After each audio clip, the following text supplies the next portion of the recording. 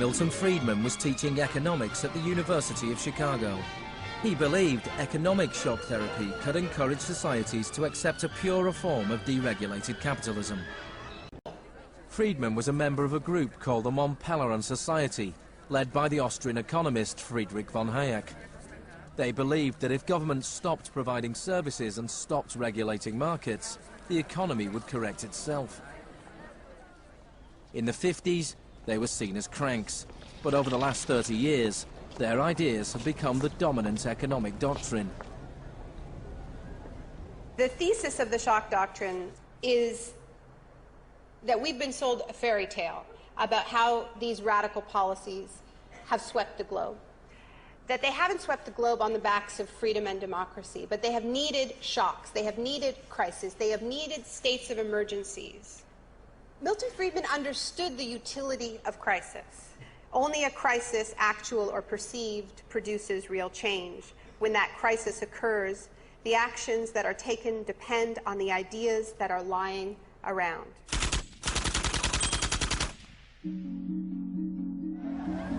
It was in Chile that Friedman's disciples first learned how to exploit a large-scale shock or crisis. In the 50s and 60s, Chile's progressive developmental policies were a beacon in the region. The government invested in health, education and industry. American corporations were worried their investments would suffer. In response, the US State Department began sponsoring students from Chile and the rest of South America to study free market economics with Milton Friedman. These students went back and taught in Chile. The Catholic University Economics Department in Santiago became a little Chicago school. In 1970, Salvador Allende's Popular Unity government won the election on a platform of nationalization of large sectors of the economy. Chile's phone company was majority owned by the US corporation ITT. It spearheaded attempts to stop Allende becoming president. It had the support of Richard Nixon in the White House. I was not there, but I can tell you what we now know to be a fact. He ordered the CIA to prevent Allende from assuming the presidency. And indeed, they tried to get me to lean on the Chilean military right after Allende was elected. Despite the efforts of the CIA, Allende was sworn in as president.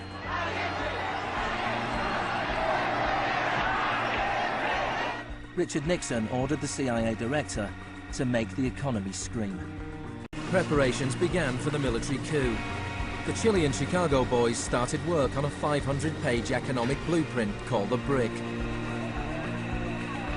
With US funding, everything was done to destabilize the economy. Truck drivers went on strike, bringing factories and shops to a standstill. There was a failed coup attempt on June the 29th, 1973. And then on September the 11th, with General Pinochet leading the army, the assault began on the presidential palace.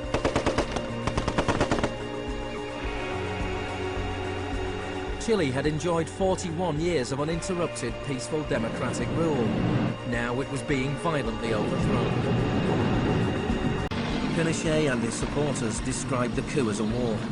It was certainly designed to look like one. It was a Chilean precursor to shock and awe.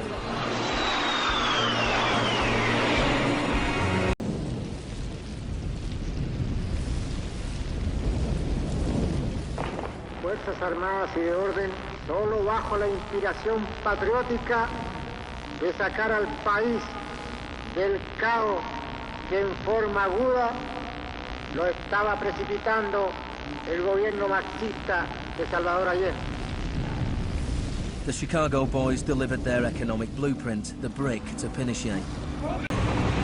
In the days that followed, more than 13,000 opponents were arrested and imprisoned.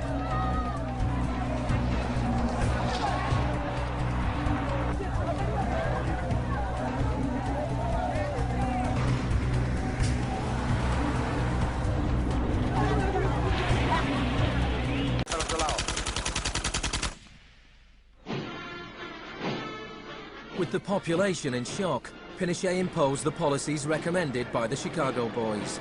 removal of price controls, the sale of state companies, the removal of import barriers and cuts to government expenditure. Friedman later openly acknowledged the importance of the Chilean experiment. Here was the first case in which you had a movement toward communism, which was replaced by a movement toward free markets. It didn't work. A year later, inflation was 375% per year, the highest in the world. It rapidly became clear that Friedman's economic policies benefited the wealthy at the expense of the poor. It was calculated that a family trying to live on the average wage had to spend 74% of its income on bread.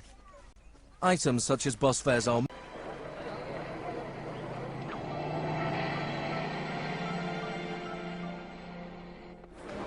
Friedman and Harberger argued that free market economics went hand in hand with freedom and democracy. But in Chile, where their ideas were being implemented within the context of a military dictatorship, the opposite was true. Many in Latin America saw a direct connection between the economic shocks that impoverished millions of people and the epidemic of torture inflicted on those who believed in a different kind of society. The economic plan has had to be enforced, and in the Chilean context, that could only be done by the killing of thousands, the establishment of concentration camps all over the country, and the jailing of more than 100,000 persons in 3 years.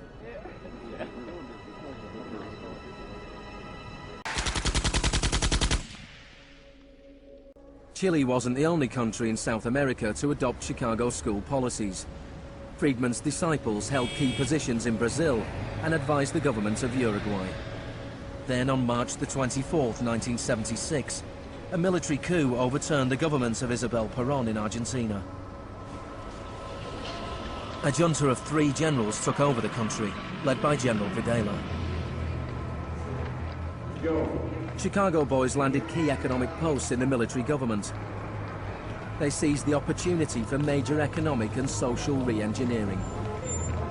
And within a year of the coup, wages lost 40% of their value, factories closed, poverty spiraled. Just as in Chile, people had to be terrorized into accepting these economic policies. Videla learned from Pinochet's experience. He adopted the tactic of disappearing people. Striking a balance between public and private horror, disappearances were often carried out in broad daylight, but could always be denied. Many of the techniques used by the Chilean and Argentinian military had been learnt in the US-run School of the Americas. Torture techniques taught, from rape to derobing to torture with pointed objects, breaking of extremities, poking eyes out, branding.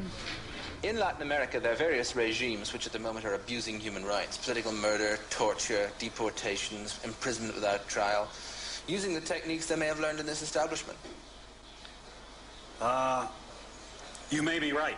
If you can say that the skills which we've taught here have been applied, I can't deny that. And Argentina took their terror regime one step further than Chile. Among the disappeared were hundreds of pregnant women. Women who were allowed to give birth before being murdered. Those children, many of whom were raised by families connected to the military, were a powerful reminder of the junta's project to re-engineer an entire society. While the junta was still in power, a group of mothers and grandmothers of the disappeared started to protest in the Plaza de Mayo.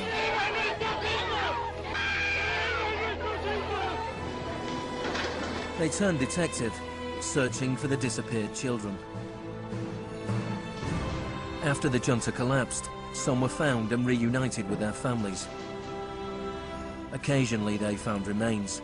Mostly they found nothing.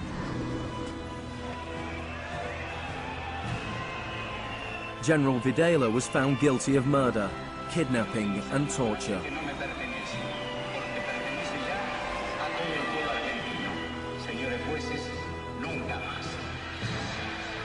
He was sentenced to life in prison.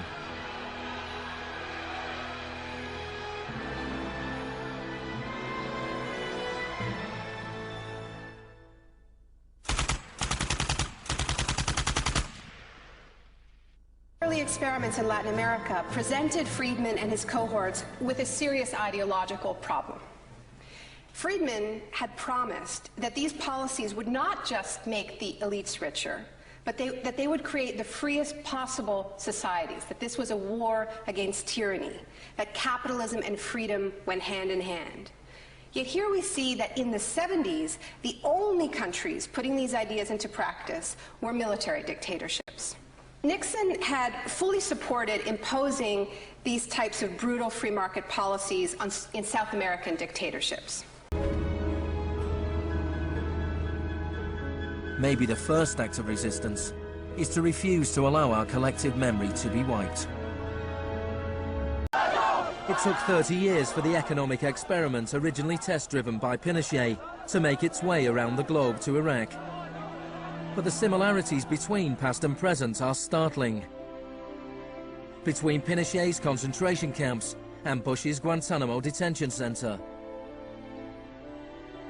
Between the disappeared in Chile and those in Iraq.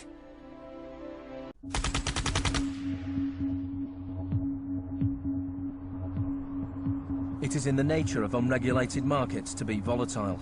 Bubbles are allowed to inflate, and then, inevitably, they burst. Since the deregulation of the Big Bang in the 80s, there have been a number of market shocks. In 1987, there was Black Monday. It was the largest one-day percentage decline in stock market history. In 1992, there was Black Wednesday. In 1997, there was the Asian contagion. In 1 year, $600 billion disappeared from the stock markets of Asia. And then, in September 2008, the financial markets imploded. The market is not functioning properly. There has been a widespread loss of confidence. Despite the torrent of populist rhetoric about taking on the fat cats and standing up for the little guy and saving Main Street, not Wall Street, we are witnessing a transfer of wealth of unfathomable size. It is a transfer of wealth from public hands, from the hands of government, collected from regular people in the form of taxes, into the hands of the wealthiest corporations and individuals in the world. Needless to say, the very individuals and corporations that created this crisis. In the United States, it was the financial crisis that secured Obama's victory. Americans wanted to change course. This crisis is clearly understood by almost everyone as being the direct result of this particular ideology of deregulation and privatization. The last time the world suffered a financial crisis as severe as this, people turned to the Keynesian policies of the New Deal. Let me assert my firm belief that the only thing we have to fear is fear itself. More than 1 million people came to Washington to hear Obama's inauguration speech. Many journalists made comparisons with FDR. Now, there's been a lot of talk recently about comparing Obama to Franklin Delano Roosevelt. So I want to talk a little bit about FDR, because there's a great FDR story about when he would be visited by some progressive organization or a union, and they would be proposing some new progressive policy that they wanted to be part of the New Deal. And he would hear them out, and he would listen to them, and then at the end he would say, "Now go out there and make me do it." And they did. In 1937, which was a pivotal year for the New Deal, do you know how many strikes there were in this country? 4,740 strikes, lasting an average of 20 days. Do you know how many strikes there were in 2007? 21. Now, the other reason to remember this history of struggle is that it tells us something very important, something that we need to remember at this moment when so much is at stake. It teaches us that if we want responses to this economic crisis that leave us with a world that is healthier, that is more just, that is more peaceful, we are going to have to go out there and make them do it. Thank you.